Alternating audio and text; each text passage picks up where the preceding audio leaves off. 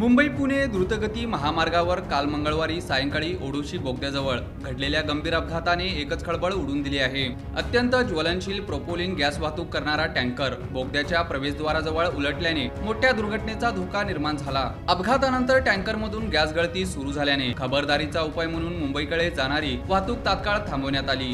परिणामी द्रुतगती मार्गावर भीतीचे वातावरण पसरले असून महामार्ग पूर्णपणे ठप्प झाला आहे। वाहतूक 15 तासापासून ठप्प झाल्याची माहिती समोर आली आहे। सदर टँकर पुण्याहून मुंबईच्या दिशेने येत होता। ओढूशी बोगद्याजवळील अवघड वळणावर चालकाचे वाहनावरील नियंत्रण सुटल्याने टँकर थेट बोगद्याच्या तोंडाशी पलटी झाला। अपघातानंतर काही वेळातच टँकरमधून प्रोपोलिन गॅसची गळती सुरू झाली। हा गॅस अत्यंत ज्वलनशील असल्याने कोणताही अपघात किंवा ठिणगी मोठ्या स्फोटाला कारणीभूत ठरू शकते अशी भीती व्यक्त करण्यात आली।